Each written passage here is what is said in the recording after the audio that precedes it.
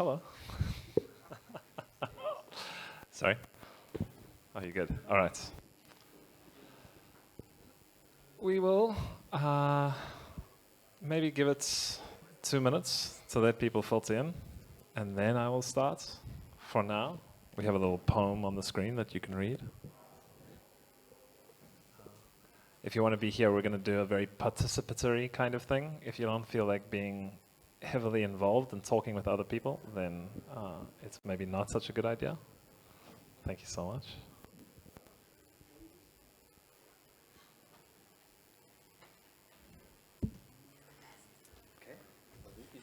Okay. I mean, it's cool if the crew wants to participate. That's actually like the most fun. Fantastic. Okay, right. In that, in that case, welcome. Right. So this is not a presentation. Really, it's an excuse to host conversations.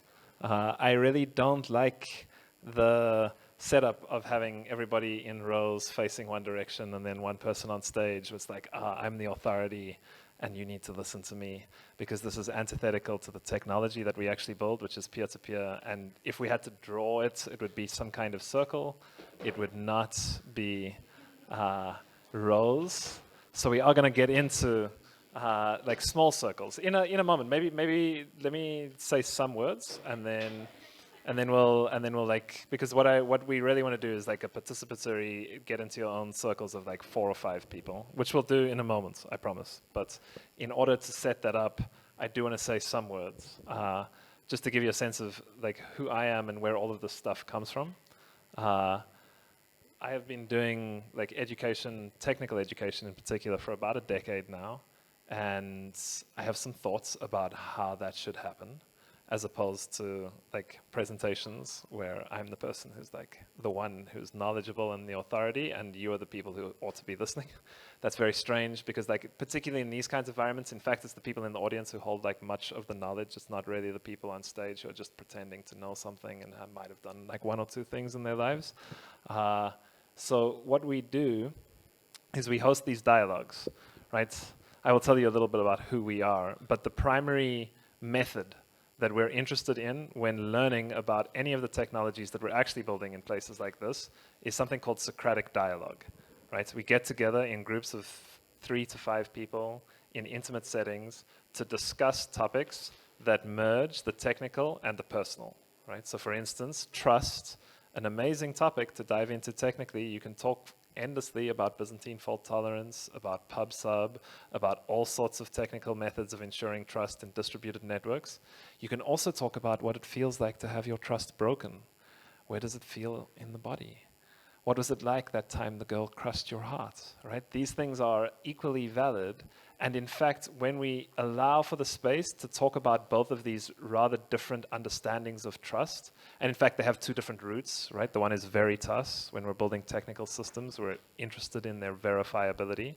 When we're thinking about what trust feels like, we're interested in treyster, right? The foundational feeling of solidity, right? And we need to host conversations that sort of do this, right? So today we're going to talk about meaning and freedom, because we're in parallel polis, right? So it's all about what is the meaning of freedom. This is what this whole Institute of Crypto Anarchy is about. The name itself is a trick, right? It's here to test if you're just here for the vibes or if you're really an anarchist. Do you want to join in the Institute? Come and buy a hoodie. Okay, so we're going to do meaning and freedom. We'll do it in 2 separate things. We'll have a music break in between. It'll be a lot of fun. The idea is that I will tell you just a little bit about what kernel is. I will then like set the context for the discussions that we have. I will tell you a little bit about the posts that we base these discussions around, and then I will give you kind of questions that you may or may not use for the discussion that you have with people around you about meaning and freedom. We'll leave the questions up so that you can refer to them. They're there just as prompts to conversation, right? So very, very quickly, who is kernel? Well, we're a community of people who's committed to learning together, and we do that following 2 very, very simple principles. The one is do no harm, ahimsa. It's very old, it's not ours. All of this is stolen, none of it is copyrighted. Please feel free to steal it yourself. The other is play infinitely, right? Do no harm, it can be a little bit dogmatic and a little bit boring. Play infinitely is the other side of it. It's what keeps things in balance, right? And primarily when we're learning together, when we're doing this kind of peer-to-peer work, what we're primarily interested in is balance. We're not interested in dogma, we're not interested in ideology, we're not interested in theory. We're interested in the practice of living well with one another, which means to live in balance, right? Everything is very simple. There's some other things, nice words on the screen about sort of what we aspire to, right? These are not principles, these are really aspirations. We aspire to be humble because it's really through our experience of both joy and sorrow that we find our way towards more open-hearted ways of living and relating with one another and with the systems that we build. We aspire to be honest. It's probably like the biggest one for me personally. It doesn't have to be the biggest for you, but this is the most direct route between head and heart. Right? When you're really honest about who you are and what you're doing in the world, then you have much more wholesome relationships. You build much more interesting things. You can tell somebody who's honest. It's very easy. You just have to pay attention, right? It radiates. It's magnetic. Somebody who's honest is not out there trying to bullshit you about the next token standard or what they can do with a particular piece of technology. They're trying to relate to you from the heart. They're listening to you. They're thinking deeply about what it is they're building. We're grateful because there's no other choice if you live an examined life, right? Who gave you this life?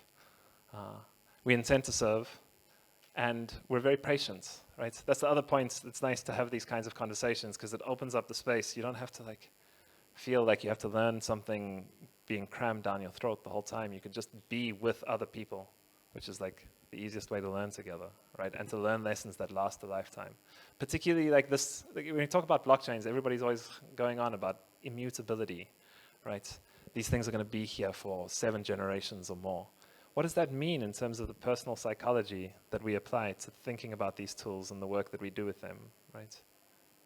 Doesn't mean that we have a lot of time. Does it really mean that your deadline next Monday matters? Right? Do you have to ship that code? Or can you take another week given that it's going to be there forever? Right? Patience. In Islam, I don't know if anybody knows this, there are 99 names of God.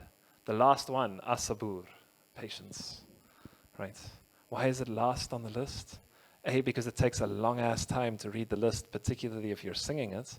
But B, because patience in this world is the reflection of timelessness. Right? You know that time is just another,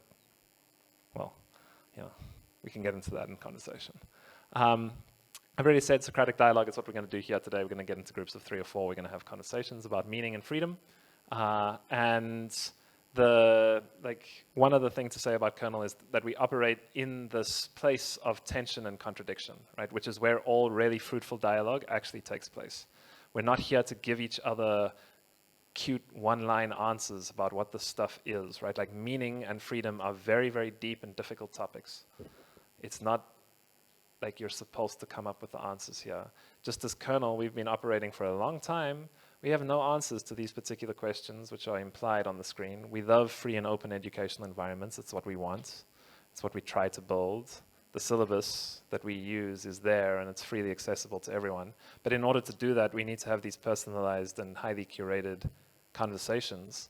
And there's a huge tension in that, right? Like, how do you open everything and make it free to everybody who wants to be educated or who wants to learn something, and yet have conversations that are curated, personalized, bespoke, that offer the kind of space for trust and vulnerability that leads to real learning. This is something that's we're still trying to figure out because we don't have the answers.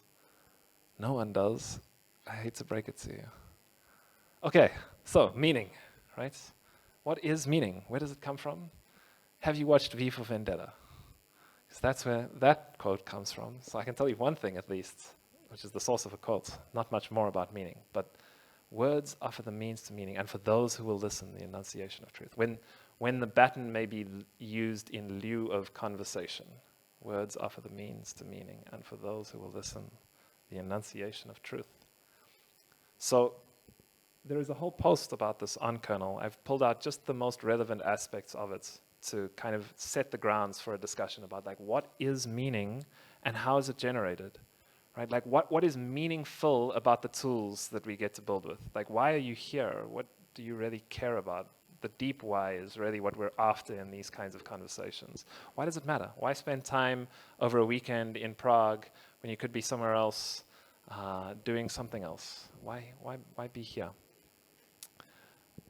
This post, it says a few important things. The first is that we have the ability to make meaning. That's always been the case, right? Words offer the means to meaning. It's always been through language and linguistic tools that we can construct meaning, one amongst the other. Who gets to decide on the meaning of words? No one, right? They're decided through common use. Just like who gets to decide on the order of transactions, right? No one. If you're participating fully in the network, you get to find a block and you can order that in whichever way you want, right? So like what is the meaning of things? It's always common use. Language is in fact the first decentralized network, right? That's like architecturally, logically, in all the ways that you can cut it, language is the first decentralized network because nobody gets to decide upon the meanings of words.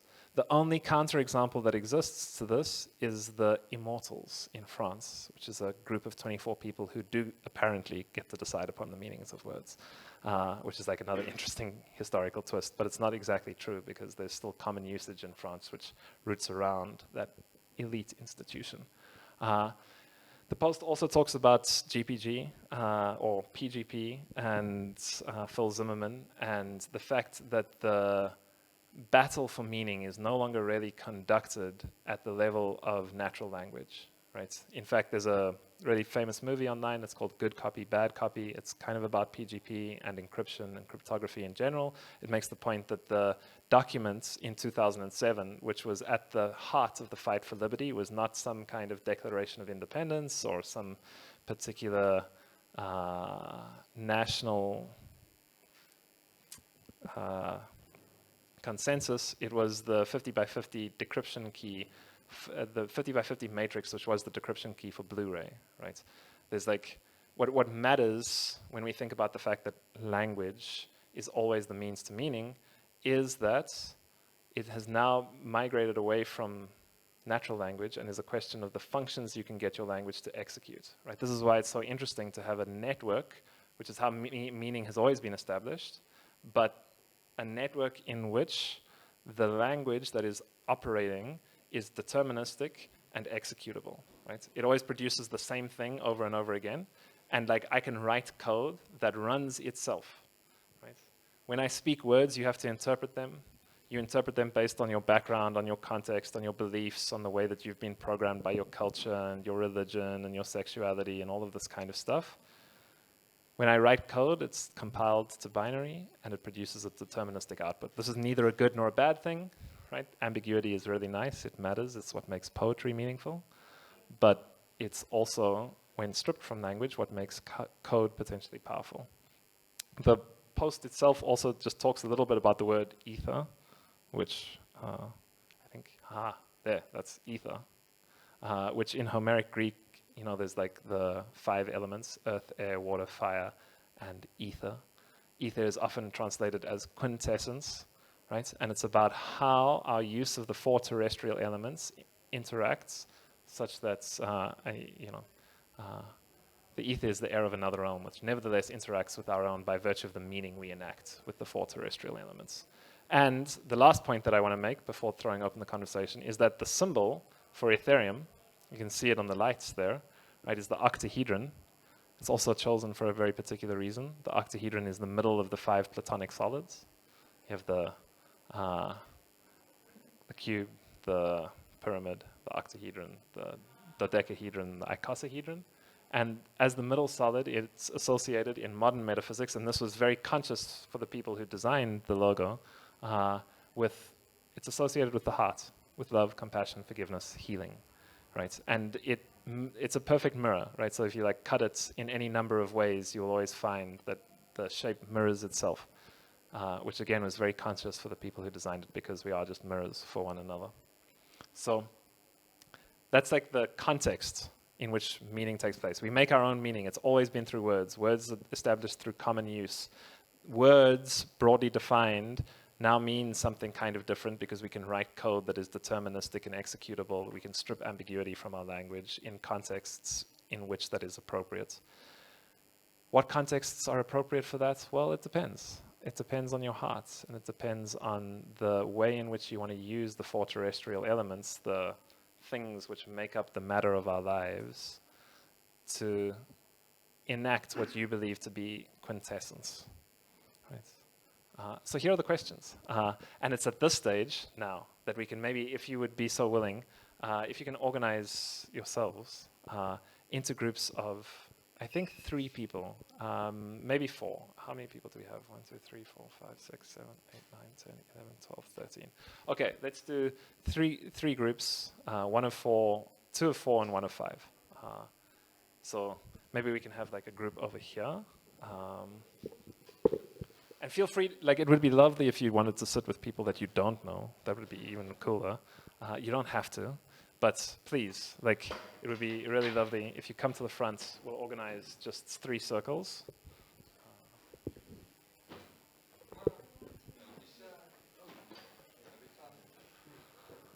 There we go, there we go. I know it's strange.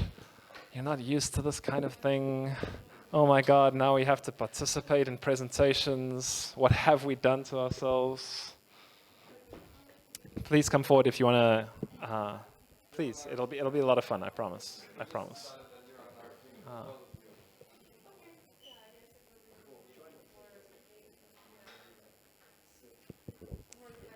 Gentlemen, do you want to join us?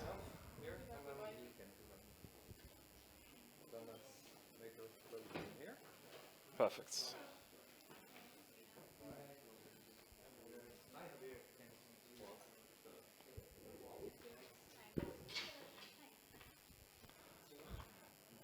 Gents, are you gonna?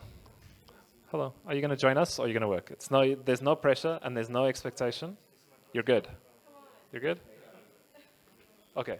Peter Giorgio, come. Maybe over here, and one more in here. Okay. So here are the questions for you. Feel free to start with whatever one appeals.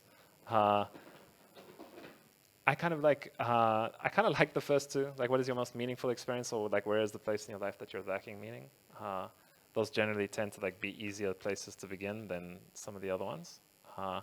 The thing that I really wanted to kind of just emphasize here, right, is that like the ability to make meaning is primarily a relational thing, right? Like how do we make meaning through who we relate with, right?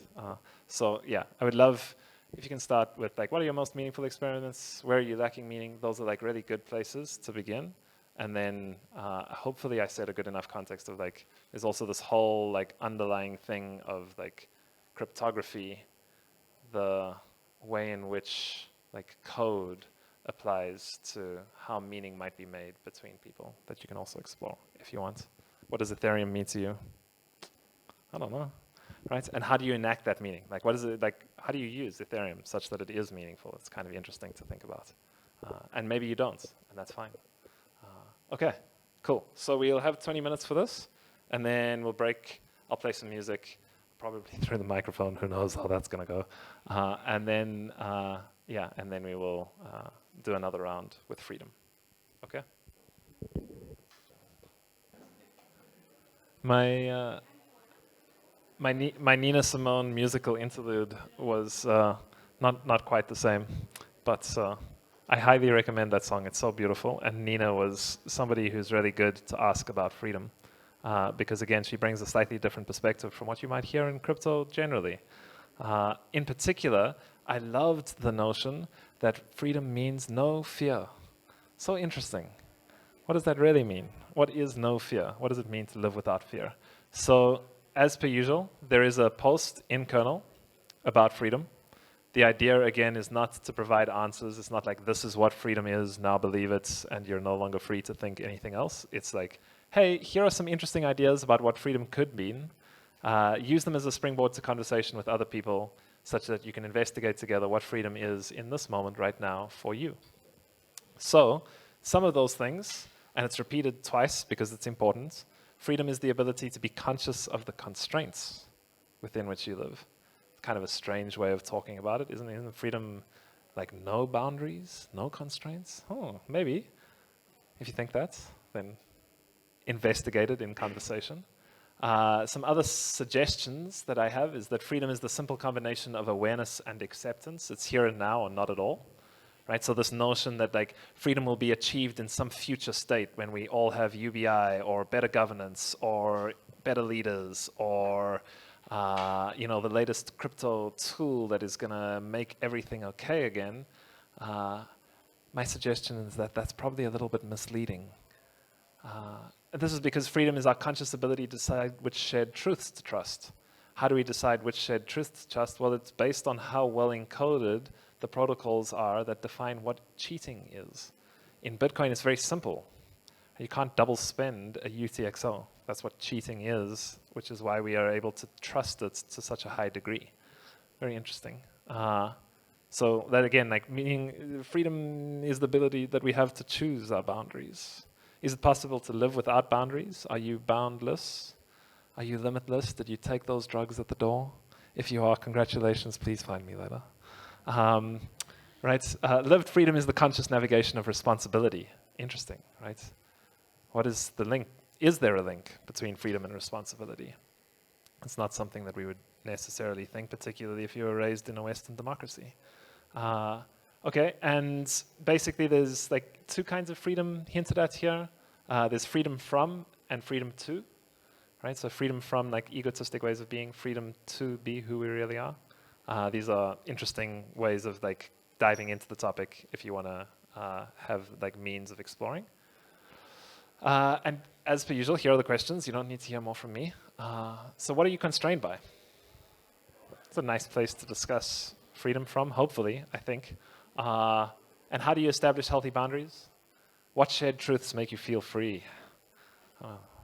How could you share those truths with more people without imposing on them? We do a lot of that. All of us, not just in crypto, all the time, right? It's really, really difficult, especially when you find something which is like really meaningful to you, which really sets you free. You want to share that.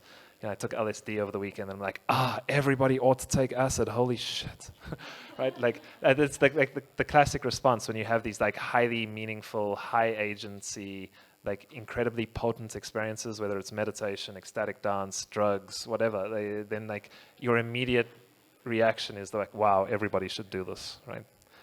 Really? Does everybody really need to take acid? Maybe, I don't know. I mean, just think about it. What does it mean to live without fear?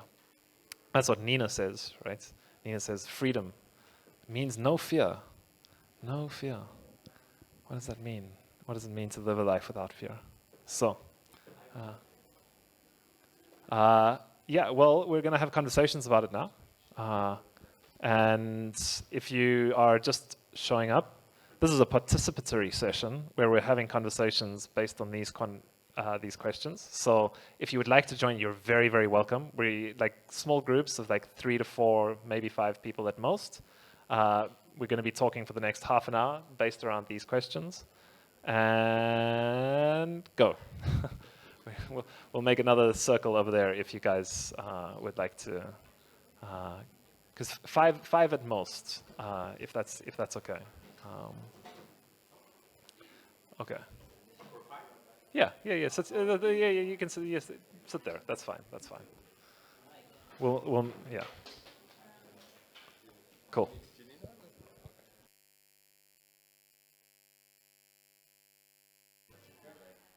Okay. So we've come to the end of our allotted time together. Before I just say some final words, and I'm sorry to interrupt, but will you just put the chairs back into rows here, so we can rearrange this hierarchical thing and see how it feels? Free now. Yeah, who's free now? Exactly.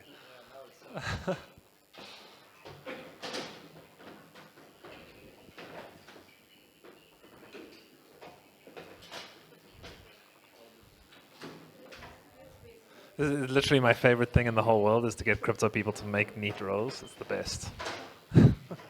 How do we even do this? What's happening? Okay. And then seat yourselves in these rows.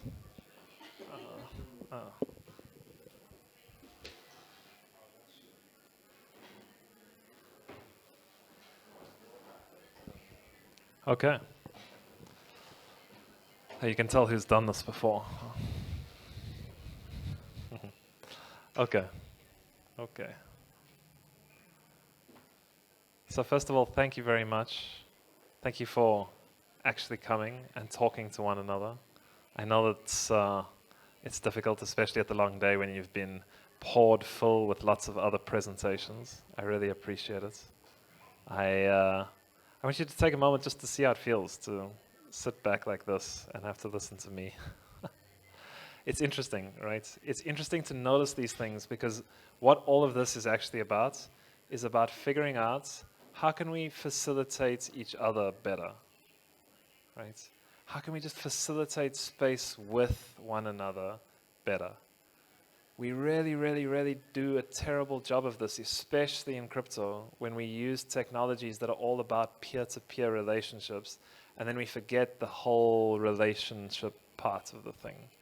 Right? So we think that it's all about the scripts and the code and the P2P tech, and we forget the other part of that phrase, which is relationships. Right? It's actually primary. And in order to build cool things, in order to find the people that will build cool things with you, in order to enjoy yourself and have a good time, in order to be happy, we need the relationships. And because we've been inverting things all day long, and I encourage you, like my ask from this, right, is like, go and do this kind of stuff with your friends. It doesn't have to be the abstract things that we've talked about today. That's my flavor. Right? Like, I'm a very abstract and somewhat philosophical guy. I get accused of it all of the time. I'm working on it. But it takes a long time to change anything. Go and like host these kinds of discussions with one another. Hold each other to higher standards of account in conversation. Like, what do you really mean? See, like, a big part of what we practice in this kind of environment is listening. When I listen to you, I force you to pay attention to what you're actually saying, and therefore speak more accurately and closer to the truth. So it is the quality of listening that informs the quality of conversation. And if you're having a bad conversation, it's probably because you're not really listening to what the person is saying.